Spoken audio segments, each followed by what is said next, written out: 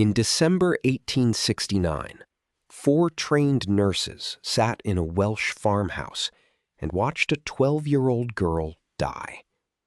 They had been sent from London to find out whether Sarah Jacob had really lived without food for 2 years.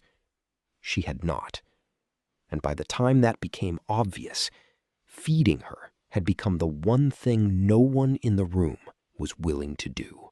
Sarah Jacob was born in 1857 on a small farm called Lether Newid near Llanfihangel ar Arth in Carmarthenshire, West Wales. Her father, Evan, was a tenant farmer. Her mother, Hannah, raised a large family. Sarah was an ordinary child in an ordinary Welsh-speaking rural community until February 1867, when she fell seriously ill, with fits and a long period of unconsciousness. She recovered, partly, but according to her parents, from October 1867 onward, Sarah stopped eating entirely. No breakfast, no secret supper, no spoonfuls at night. She lived, appeared alert, and according to the story growing around her, consumed nothing.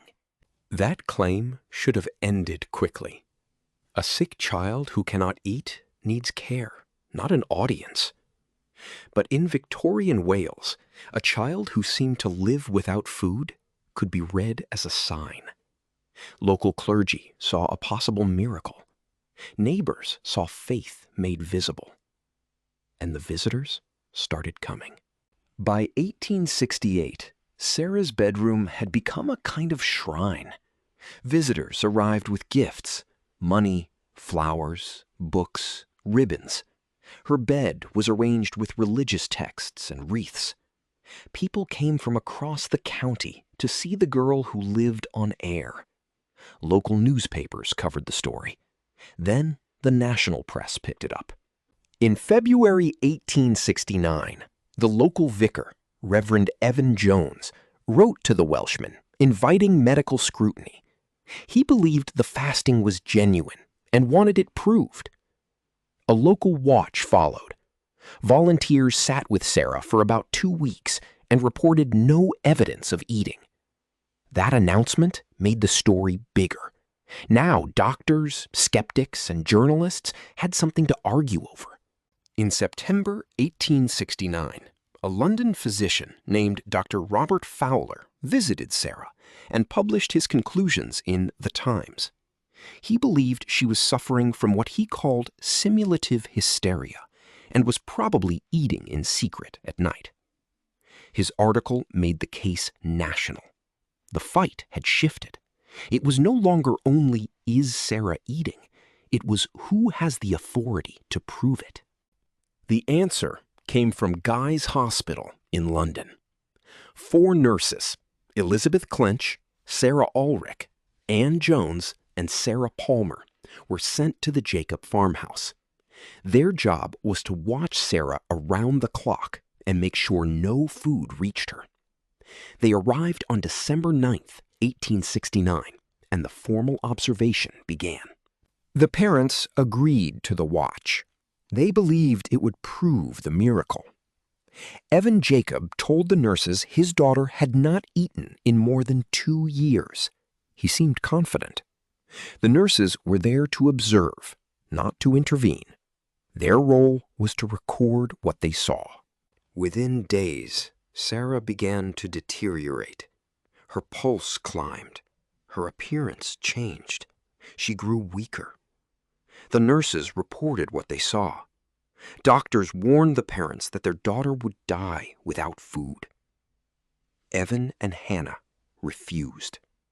If they fed her now, the fast would be exposed as false. The family's reputation, the donations, and 2 years of public belief would collapse at once. On December 17th, 8 days after the watch began, Sarah Jacob died. She was 12 years old.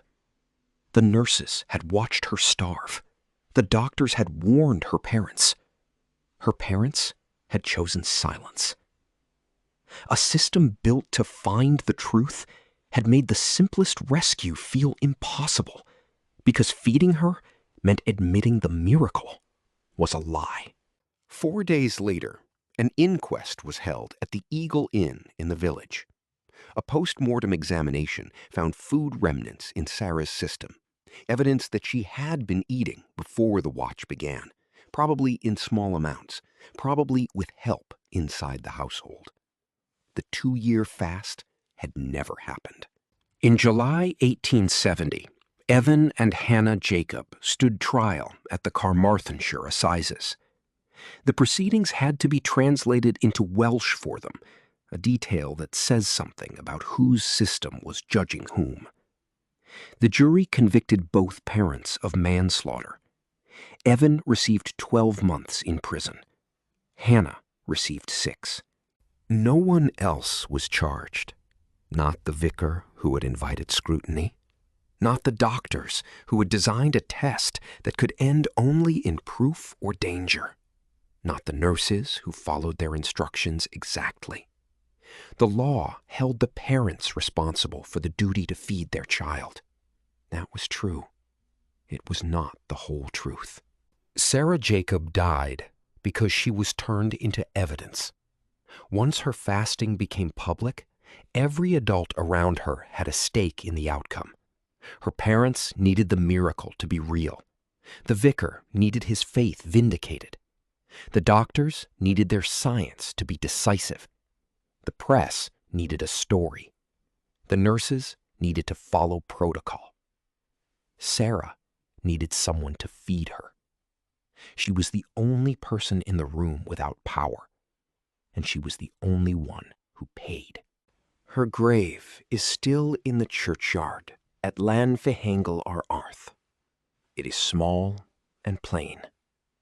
Visitors still come sometimes to see where the fasting girl was buried. The story she left behind is a warning. The cruelest thing a crowd can do to a child is agree that watching is enough.